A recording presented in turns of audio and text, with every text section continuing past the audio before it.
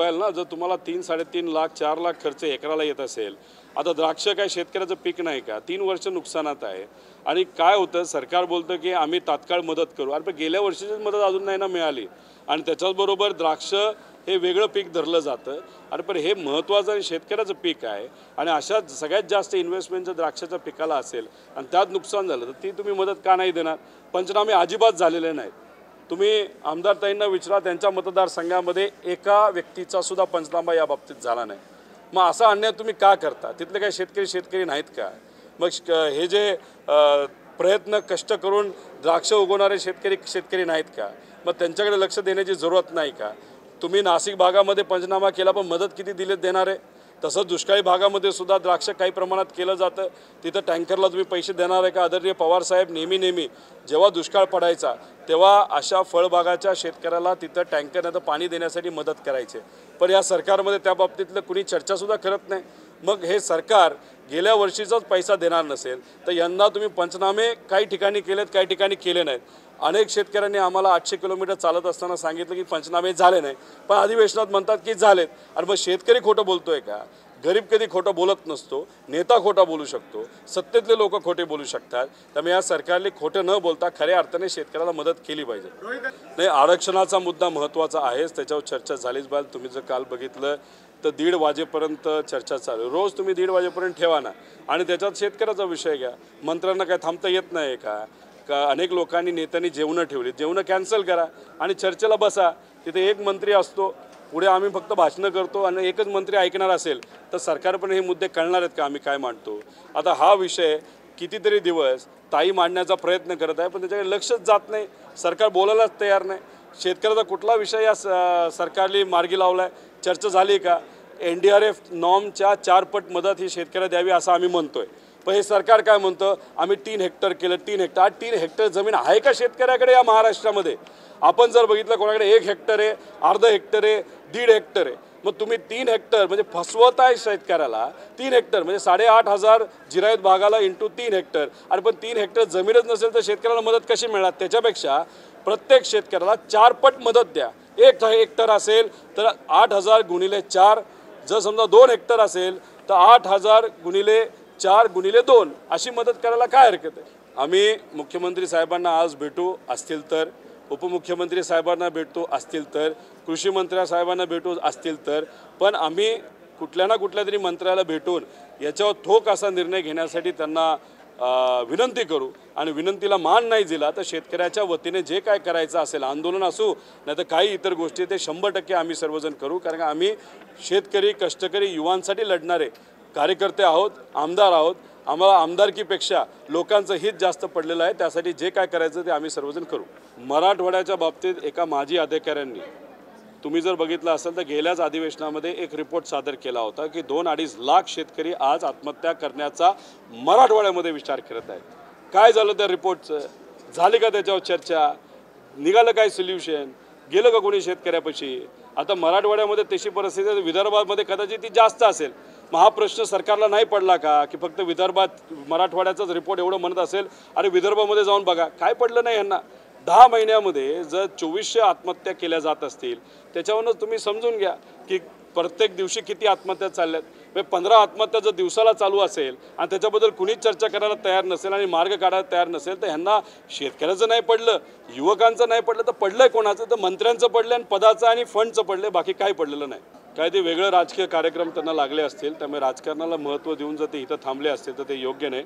दिल्लीत जाऊन तुमचं सरकार आहे, ट्रिपल इंजिन हिथं आहे, मोठं इंजिन तिथं बसलं आहे आणि तिथून सपोर्ट केल्याशिवाय हे इंजिन हालत नाही. त्यामुळे केंद्रात जावा. आरक्षणाचा मुद्दा केंद्रातूनच मार्गी आपण लावू शकतो. त्याच्याचबरोबर शेतकऱ्याला मदत, तुम्ही 40 तालुक्याची फाईल वर पाठवली, बाकीच्या तालुक्यांचं काय का अडले? आणि मग सगळ्याच तालुक्याची फाईल तिथं हे करून NDRFचा जो नॉर्म आहे त्या 4 पट मदत कशी मिळेल हे बघा. तुम्ही जर बघितलं तर आता काही राज्यांना मोठे मोठे प्रोजेक्ट केंद्र सरकारने दिले त्यात महाराष्ट्राचं नाव नव्हतं. मग काय करता या ट्रिपल इंजिनचं? काय करता या भाजपच्या सरकारचं? मुद्दामून केंद्रातले लोक गुजरातला महत्त्व देत आहेत आणि महाराष्ट्राचं महत्त्व कमी केलं जातं आहे. मग हा अस्मितेचा विषय नाही का? मराठी अस्मिता आपल्यात नाही का? मराठी धर्म कुठं गेला? तर अशा पद्धतीने मराठी लोक जे काही नेते आहेत आज सत्तेत आहेत त्यांना जर गुजरातचं जास्त पडलं आणि महाराष्ट्राचं पडलं नसेल तर त्यासाठी प्रयत्न करा ना, त्यासाठी तुम्हाला निवडून दिले. आणि मग सत्ता बदल जर तुम्ही महाराष्ट्रासाठी केला असेल तर कुठं गेलं महाराष्ट्राचं हित? नुसतं रोड करून होत नसतं. आपल्याला मोठे प्रोजेक्ट आणणं महत्त्वाचं आहे, नोकरी देणं महत्त्वाचं आहे. पण हे सरकार झोपलेलं सरकार आहे. आणि मला असं वाटतं की ज्या पद्धतीने अधिवेशन हे मुंबईत घेतलं जातं, नागपूरला घेतलं जातं, थोड्या दिवसांनी हे अहमदाबादमध्ये सुद्धा घेतलं जाईल. असं हे भाजप सरकार काम करते. महाराष्ट्राचं पडलं नाही पण गुजरातचं 100% भाजपला पडलं असं आमचं सगळ्यांचं मत आहे. खरं तर 24 तारीख का धरली हेच आम्हाला माहीत नाही. अधिवेशन जर 20-22 तारखेला संपणार असेल तर मग तुम्ही तारीख देताना 20-22चीच द्यायची. मध्ये मुख्यमंत्री साहेब बोलत असताना अधिवेशनातच त्यांनी एखादी घोषणा केली असती. आमच्या सगळ्यांचं काय मत आहे की 4 वेळा हा विषय आरक्षणाचा कोर्टात गेला. कोर्टात जाऊन शेवटचं म्हणजे आता नजीकच्या काळामध्ये गायकवाड आयोग हे लेटेस्ट आयोग आहे. त्याच्यावर सुप्रीम कोर्टाने ताशिरं ओढलेले आहेत. त्याचा अभ्यास करा आणि मग स्पेसिफिक कंडिशन काय याचा अभ्यास करून ते आरक्षण कसं मार्गी लावता येईल हे आपल्याला कुठेतरी जातीय जनगणनेच्या मदतीने करताना तेवढा वेळ नसेल. एकच पर्याय राहतो केंद्र सरकारकडे जाऊन EWS कोटा कसा 50%च्या पुढे जाऊन तुम्ही 10% दिला तसं तुम्हाला आरक्षण देता येईल. पण धाडच नाही ना या सरकारचं केंद्राकडे जाऊन बोलण्याचं. त्यामुळे तुम्ही सोल्युशनवर चर्चा करा, बाकी तुम्ही काय बोलू नका. आमचं मत काय 5 मिनिटाचं भाषण करा पण तुम्ही आरक्षण कसं देत आहात आणि ते कोर्टात कसं टिकणार आहे याच्यावर बोला. कारण का आत्तापर्यंत कोर्टात जाऊन नेहमी आरक्षण कॅन्सल झालेलं आहे आणि काही सत्तेतलेच लोक कोर्टात जातात आणि तिथं जाऊन आरक्षण थांबवतात. त्यामुळे कोर्टात तिकणारं आरक्षण हे आम्हा सगळ्यांना मिळालेलं पाहिजे. करा ना म्हणून अजितदादा तुम्ही MIDC जर माझ्या मतदारसंघामध्ये करत असाल तर जिथं राम शिंदे म्हणत आहेत तिथंच करा. फक्त विनंती आहे 1000 एकराची असू द्या. त्याच्याचबरोबर विनंती अशी आहे की त्याला फॉरेस्टची कुठली अडचण येऊ नये. नाहीतर तुम्ही MIDC अशा ठिकाणी कराल की तिथं फक्त गोडाऊनच बांधावे लागतील. आम्हाला तिथं मोठ्या कंपन्या आणायच्या आहेत, फॅक्टऱ्या आणायच्या आहेत, युवांना नोकऱ्या द्यायच्या आहेत, हाताला काम द्यायचं आहे. त्यामुळे दादा तुम्ही राजकारण करत नाही असं अनेक लोक म्हणायचे पूर्वी. आज ते सिद्ध करून दाखवा की तुम्ही राजकारण करत नाही.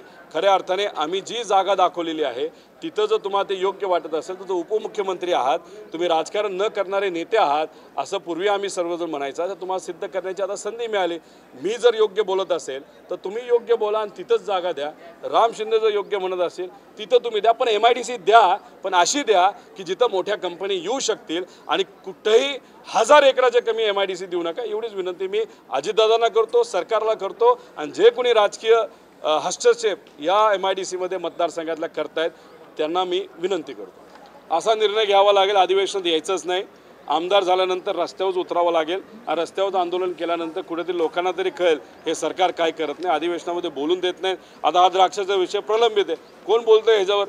झाले मुख्यमंत्री काय बोललेत का कृषी मंत्री बोललेत का? एखादा मंत्री या द्राक्षाच्या शेतकऱ्याच्या बांधावर जाऊन शेतात जाऊन काय अडचण आहे हे समजून घेतलंय का? बघितलं का तुम्ही टीव्हीवर? नाही तर कुठेही नाही. यांना काय वेळ होता म्हणून नागपूरमध्ये कुठल्या तरी एका शेतकऱ्याच्याकडे तुम्ही जाता आणि वेळ मिळेल तेव्हा तुम्ही जाता का?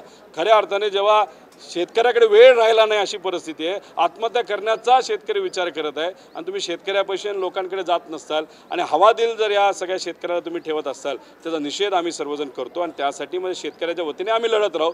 तुम्ही सत्तेसाठी लढत राहू एवढंच आम्ही सगळे इथं बोलू.